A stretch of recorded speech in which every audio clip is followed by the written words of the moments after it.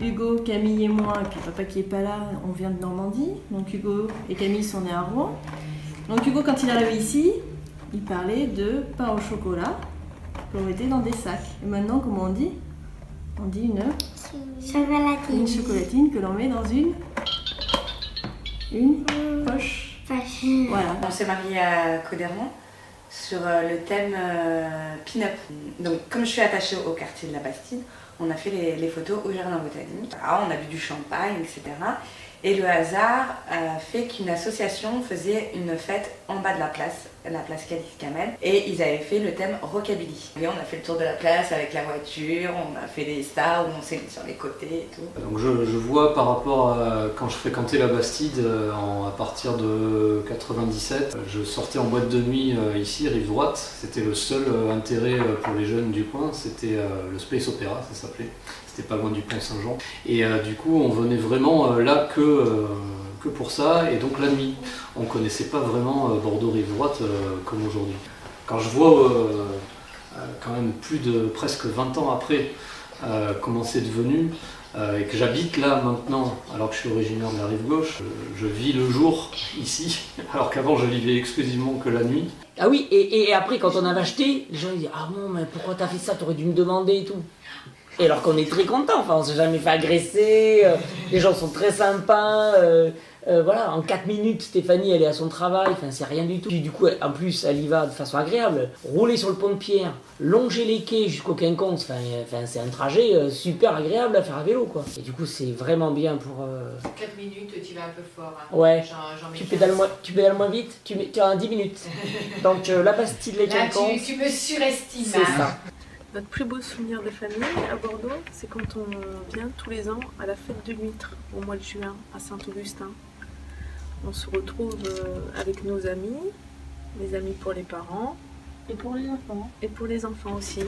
Quand on s'est décidé de revenir à Bordeaux il y a quelques mois, je m'étais toujours promis de surtout pas revivre, habiter dans le même quartier, dans le quartier Saint-Seurin, où j'avais grandi, fait l'école primaire, le collège, le lycée.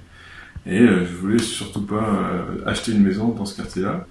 Et on a trouvé une super maison dans un quartier pour lequel on avait un vrai coup de cœur, que je connaissais moins et que j'avais envie de découvrir. Et c'est l'avantage de Bordeaux, c'est qu'il y a plein de petits quartiers qui ont leur identité. Donc c'est le quartier Nansouty.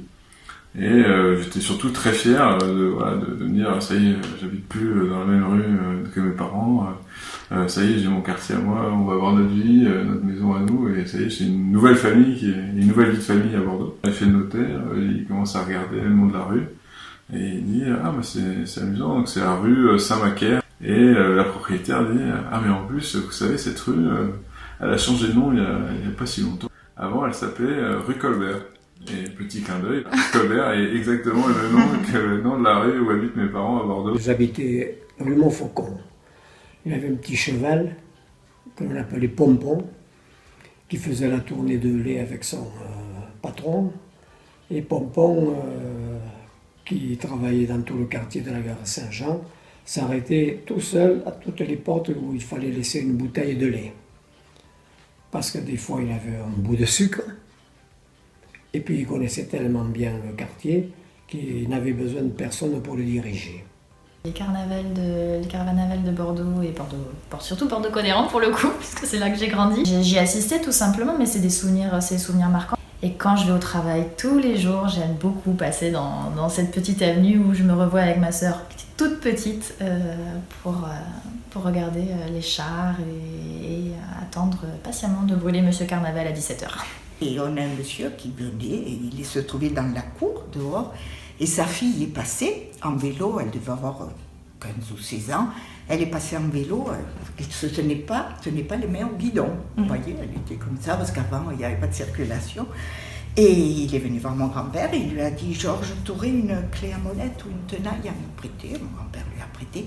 Quand sa fille est repassée, il lui a dit « Arlette, tu viens ?» Il lui a dévissé le guidon. Il lui a dit, t'as pas besoin de guidon. Donc mon plus beau souvenir à Bordeaux, c'est le jour de la finale de la Coupe du Monde de 1998, après la victoire de la France.